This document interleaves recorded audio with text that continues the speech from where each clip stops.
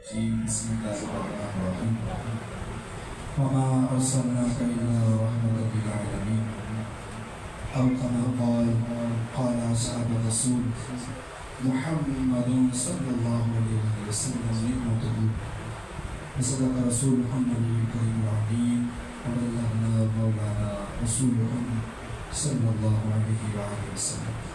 نبی مختار شب اسراء کی دلہا، یتیموں کے بنجا مالا، ہم بے کسوں کے سہارے، حضرت آمنہ کے دلارے، حضرت حلیمہ کے پیارے، احمد مختار شافعی کردگار، حضرت محمد مصطفیٰ صلی اللہ تعالی علیہ وآلہ وسلم کا بڑا ہی پیارا فرمان ہے۔ حضور نبی کریم صلی اللہ علیہ وآلہ وسلم نے ارشاد فرمایا، جو مجھ پر ایک مرتبہ درود پاک پڑھتا ہے، اللہ رب العالمین اس کے نامہ اعمال کی 10 درجات بلند فرما دیتا ہے، اس کے نامہ اعمال سے 10 گناہوں کو مٹا دیتا ہے، اور اللہ کے محبوب دانے غیوب صلی اللہ علیہ وآلہ وسلم نے ارشاد فرمایا اس کے نامہ اعمال میں 10 نیکیاں لکھی جاتی ہیں۔ آئیے حدیث پاک کی ان برکات و ثمرات کو پانے کے لیے ہم بھی درود پاک کا نذرانہ پیش کرتے ہیں۔ پڑھیے، الصلاۃ والسلام علیک یا رسول اللہ، الصلاۃ والسلام علیک یا حبیب اللہ، الصلاۃ والسلام علیک یا نبی اللہ، وعلی آلک واصحابک یا نور اللہ۔ میں نے آپ کے سامنے ایک آیت کریمہ اور ایک حدیث مقدسہ بیان ہے۔ آیت کریمہ قرآن کریم فرقان حمید میں موجود ہے اور بڑی معروف آیت کریمہ ہے، وما ارسلناک الا رحمۃ للعالمین۔ اور جو حدیث کریمہ میں نے آپ کے سامنے پیش کری ہے، یہ نبی مختار صلی اللہ علیہ وسلم کے اصحاب کا قول ہے، اور اس قول کو امام بخاری نے روایت کیا ہے۔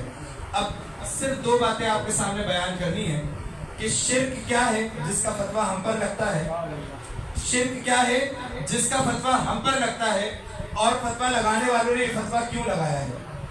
شرک کہتے ہیں اللہ تبارک و تعالیٰ کی ذات والا کے ساتھ کسی کو کسی بھی طرح برابر ٹھہرانے والے کو کہتے ہیں کہ جی اس نے شرک کیا ہے۔ رب کریم کی ذات کے برابر، خواہ وہ عبادت میں ہو، اس کی صفات میں ہو، اللہ تبارک و تعالیٰ کی کسی بھی صفت کے ساتھ اگر کسی کو معبود سمجھ کر اس کے برابر ٹھہرا دیا جائے تو یہ شرک ہوتا ہے۔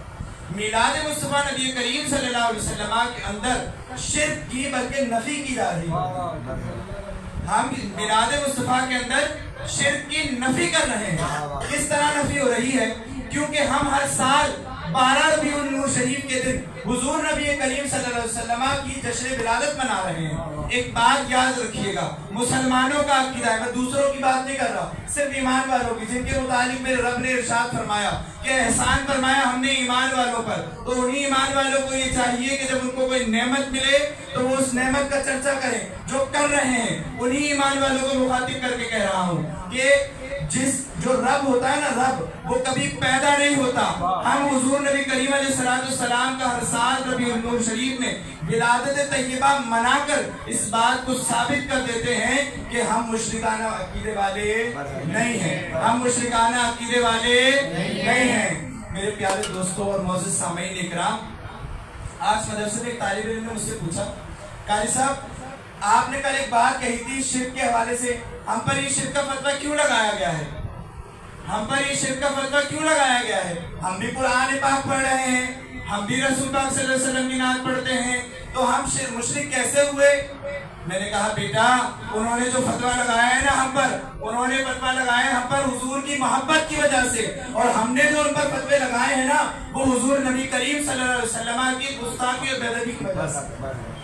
بعض لوگ کہتے ہیں کہ جی آپ بڑا اچھل اچھل کے کہتے ہیں سنی کہ ہم تو کسی پہ ایسے فتوے نہیں ڈالتے، آپ کے علماء نے بھی تو فتوے لگائے ہیں۔ میں کہتا ہوں معزز سامعین اکرام ذرا پڑھ کے دیکھیے، ذرا کتابوں کو کھول کے دیکھیے کہ ہمارے علماء نے اگر ان پہ کوئی فتویٰ لگایا ہے تو وہ فتویٰ ان کی بے ادبی اور گستاخی کی بنا پر لگایا ہے، اور انہوں نے ہم پر جو فتوے لگائے ہیں نا وہ مصطفیٰ کی محبت میں لگائے ہیں۔ اور اگر تمہیں ایسے فتوے دینے کا شوق ہے، مشتاقان رسول کے حضور سے محبت کی بنا پہ فتوے دینے کا شوق ہے نا، کفر و شرک کے فتوے، میں کہتا ہوں تم صبح و شام دو، صبح شام ایسے فتوے دو، کیونکہ قیامت تک آقا کریم علیہ السلام کا میلاد ختم نہیں ہوگا، کیونکہ ہمارے امام فرما چکے حشر تک ڈالیں گے ہم پیدائش مولا کی دھوم، حشر تک ڈالیں گے ہم پیدائش مولا کی دھوم، اٹھ کے کرے ہم گراتے جائیں گے۔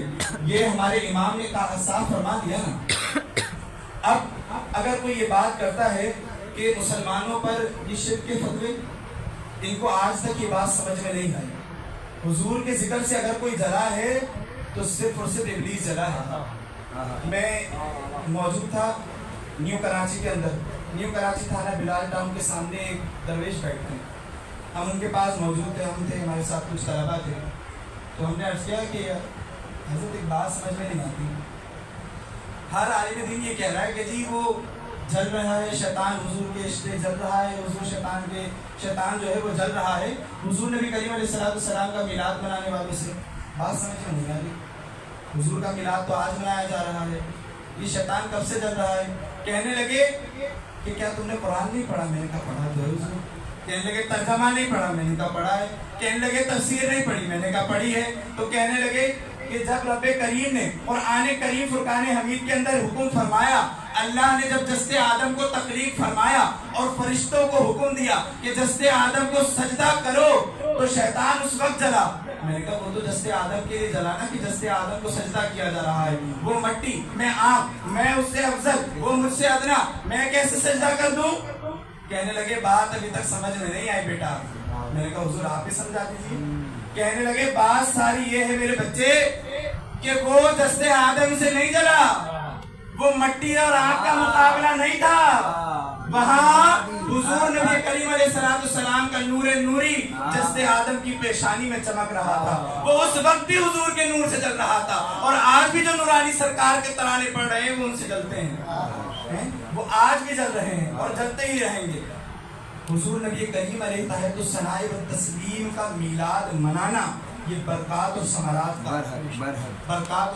کی بات ہے۔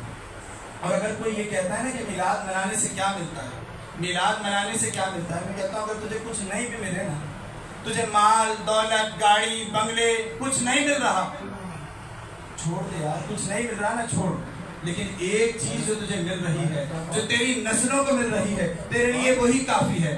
کہنے لگا کیا مل رہا ہے؟ میں نے کہا جو میلاد منا رہا ہے اس کا خود کا حضور سے عشق مضبوط ہوتا جا رہا ہے، جو میلاد منا رہا ہے کملی والی سرکار کے ہاں اس کا تعلق مضبوط ہوتا جا رہا ہے، جو میلاد منا رہا ہے اس کی نسلوں کا عقیدہ محفوظ ہوتا جا رہا ہے، جو میلاد منا رہا ہے رب اور حضور کی بارگاہ کے اندر حاضری لگا رہا ہے، جو میلاد منا رہا ہے محشر کے دن حضور کے لیے حضور کی بارگاہ میں سفارشیں پیش کر رہا ہے، جو میلاد منا رہا ہے اپنے ایمان کا اعلان کر رہا ہے، جو میلاد منا رہا ہے وہ ساری کائنات کو بتا رہا ہے میں کسی ایسے کو ماننے والا نہیں، میں کسی ایسے نبی کا امتی نہیں جو گزر گیا، جو چلا گیا، ارے ہم تو وہ ہیں، ہم اس نبی کے ماننے والے ہیں، ہم اس نبی کا میلاد منانے والے ہیں جو کل بھی زندہ تھے آج بھی زندہ ہیں، جو کل بھی نور تھے آج بھی نور تھے، جو کل بھی حیات تھے آج بھی حیات ہیں، جو کل بھی مومنوں کے قریب تھے آج بھی مومنوں کے قریب ہیں۔ ارے وہ نہ منائیں میلاد جن کے نبی مر چکے ہیں، ہم تو منائیں گے، ہمارے آقا زندہ ہیں، ہم اس لیے میلاد منا رہے ہیں۔ تو معزز سامعین اکرام، میلاد کے برکات و ثمرات کے ساتھ ساتھ اپنے عقائد میلاد کے متعلق ہمارے درست ہونے چاہیے۔ آج ایک نسل ایسی موجود ہے جس کو پتہ ہی نہیں ہے میلاد کیوں منانا چاہیے، کیوں منا رہے میلاد، ہمارے گھر میں ہوتا آ رہا ہے، پھر اس کے بعد میلاد تو کر رہے ہیں لیکن ان کے دماغوں کے اندر مخمصے موجود ہیں۔ تو معزز سامعین اکرام، اپنی نسلوں کے عقائد کی حفاظت کیجیے، آنے والا دور یہ چل رہا وقت انتہائی شدید ہے۔ اللہ تبارک و تعالیٰ کی بارگاہ کے اندر دعا ہے ان چند ملفوظات کو اپنی بارگاہ عالی کے اندر قبول فرمائے، اور جو ہم نے میلاد کے متعلق چند عقیدے آپ کے سامنے بیان کیے، کیونکہ ہم ایسے ہی میلاد نہیں منا رہے۔ کبھی آپ کے سامنے کوئی پریشان ہو نا کہ بھائی میلاد کیوں منا رہے ہو، تو الحمد سے لے کے والناس تک پورا قرآن سنا دیں، کہہ دینا یہ ہے میرے مصطفیٰ کا۔ جب میرے آقا کریم علیہ السلام کے سینے کی بات ہوتی ہے نا تو میرا رب کہتا ہے الم نشرح لک صدرک، جب میرے آقا کی چہرے کی بات ہوتی ہے نا تو میرا رب فرماتا ہے بددعا. جب میرے آقا کی زلف دتا کی بات ہوتی ہے نا تو میرا رب فرماتا ہے کہ واللیل. یہ میرے آقا کریم علیہ الصلوۃ والسلام کے نقشے کو میرا رب قرآن میں بیان فرما رہا ہے. اور حضور جب کلام فرمائے نا تو قرآن کریم فرقان حمید کے اندر میرا رب ارشاد فرماتا ہے. وہ کوئی عام رب نہیں ہے, وہ اپنے متعلق فرماتا ہے الحمدللہ رب العالمین. وہ عالمین کا رب ہے, وہ خالق ہے جس نے سب کچھ خلق فرمایا. وہ فرماتا ہے حبیب آپ اپنی مرضی سے کچھ بھی نہیں کہتے, میرے محبوب آپ اپنی مرضی سے کچھ نہیں کہتے, آپ تو وہی کہتے ہیں جو آپ کا رب چاہتا ہے. تو قرآن کریم فرقان حمید کے اندر حضور کا پورا میلاد موجود ہے. اپنی نسلوں کو قرآن کا صحیح ترجمہ پڑھائیں. اعلیٰ حضرت رحمۃ اللہ تعالی نے امت پر بہت بڑا احسان فرمایا. ترجمہ کنز الایمان گھروں کے اندر موجود بھی ہونا چاہیے, ہماری نسلوں کو ترجمہ پڑھنا بھی آنا چاہیے تاکہ ایمان اور عقائد کے ساتھ اعمال کی بھی اصلاح ہوتی رہے. اللہ کی بارگاہ کے اندر دعا ہے ان چند ملفوظات کو اور تمام شرکاء کی حاضری کو اپنی پاک بارگاہ عالی کے اندر قبول منظور فرمائے. آمین. وآخر دعوانا الحمدللہ رب العالمین.